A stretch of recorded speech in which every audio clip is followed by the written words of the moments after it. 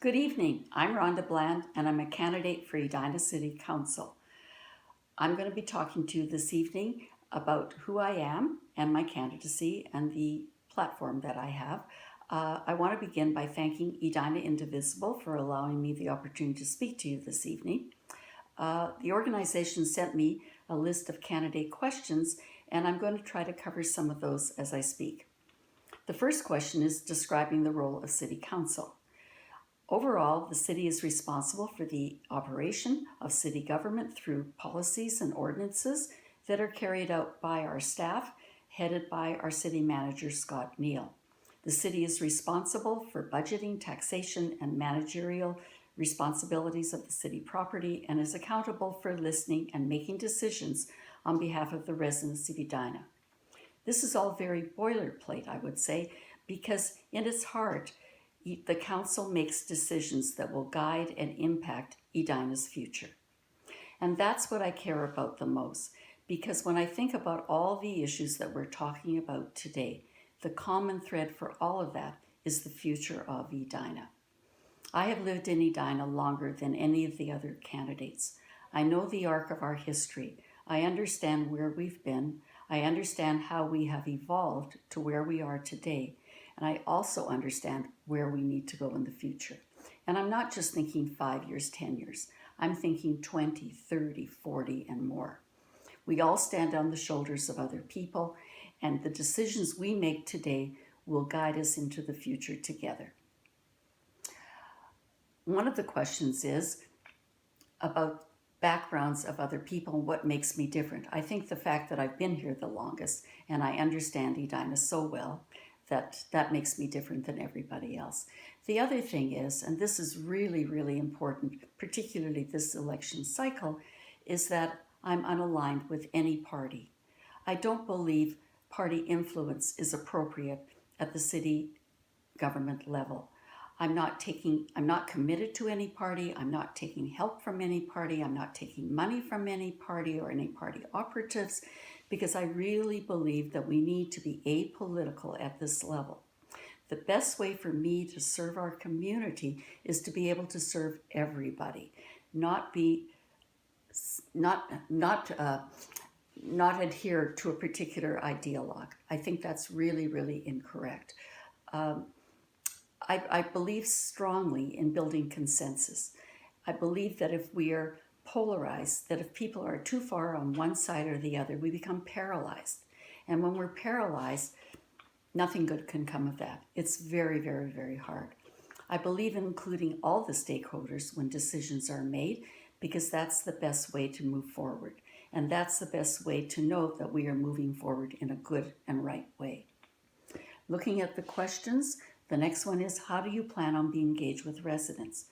And I would say communicate, communicate, communicate. I think that's a failing with the council today. I feel in talking to people, many people in many neighborhoods feel that they've been looked over, not consulted, and then things happen and they wonder why. And they don't have good answers. My feeling is that you have to have all the stakeholders at the table in order to make the best decisions. The other thing is, as well as communicating, I would say I'm a very good listener, and one has to be approachable. I think the residents would know and should know that I am a very approachable person, and it doesn't matter what their perspective is, what their point of view is. Everybody has validity, and I'm really concerned about listening to everybody in making decisions. You asked about what the current board members are doing well and what are the top 2 things I would advocate to improve the city. Well, I think last year when I dealt with the city council, they were good listeners. And this was the time when the city wanted to place a 10,000 square foot, water treatment plant in a single family residential neighborhood. It was really, really ill-conceived. But our neighbors came together, they asked me to be their voice, and when I reached out to the council, they were very amenable to listening to us, to understanding our position, to listening to our arguments, and in the end, they reversed course. I was very appreciative of that, And frankly, I admired them for that. I thought that was really, really good. The only issue was that they got as far as they did down the road that they went. Had they explored the legal issues as I did, they would not have gone down that road. They would have realized that it was not a prudent thing to do. So on one hand, I would applaud them. On the other hand, I would say it's unfortunate that that hadn't been discovered before they created quite an uproar in our neighborhood. The next question I'm looking at is the value and challenges of diversity and equity in our city. It is only appropriate that once we are on the council that we engage all residents in our community.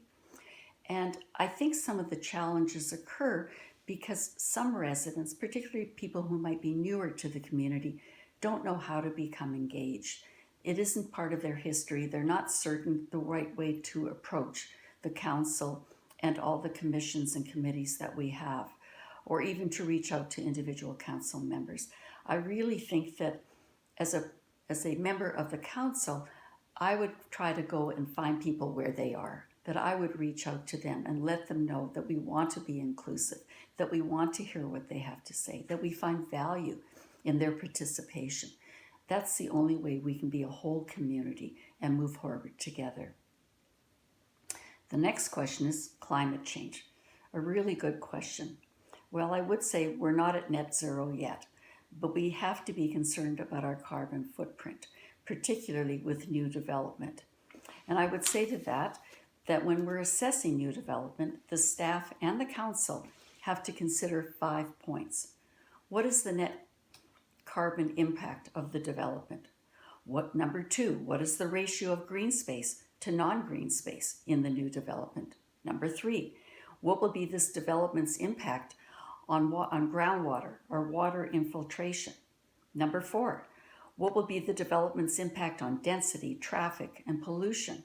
And number 5, what sustainable methods and materials can be integrated into the development's engineering to improve or lessen its impact on the environment? I think every development should be looked at through this lens, and developers should be held accountable to answer those questions. The next one is, what are your ideas for balancing the city's high ranks and livability while bringing Edina into the future?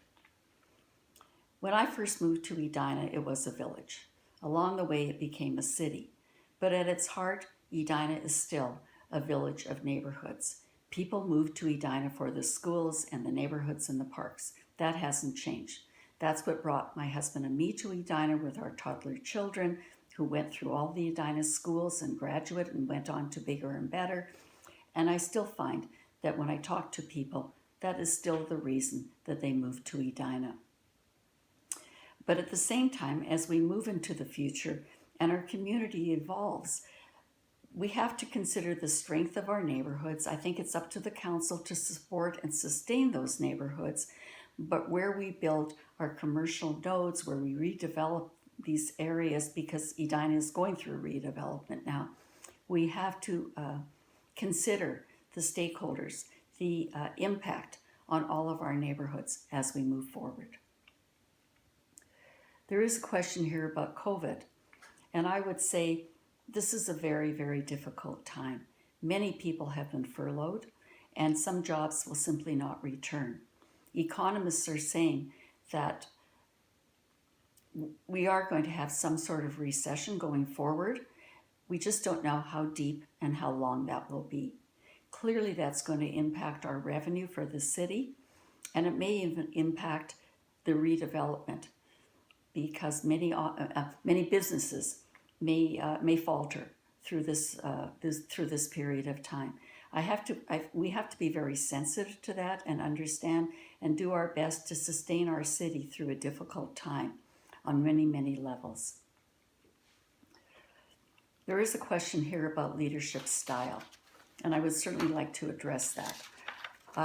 I would say that I approach things with a rational and reasonable approach. I'm an attorney. I care about win-win situations that brings all stakeholders to the table. And What I care about most is building consensus. Without consensus, we can't move forward. It is vital. And considering right now, with this particular election cycle, there's so much noise out there. Sometimes it seems to drown us out.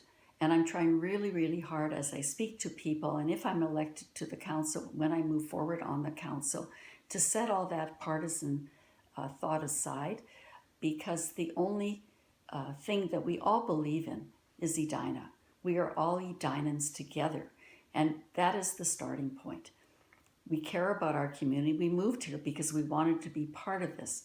So how do we move forward, continue with our values that we care so much about, and make Edina even better tomorrow?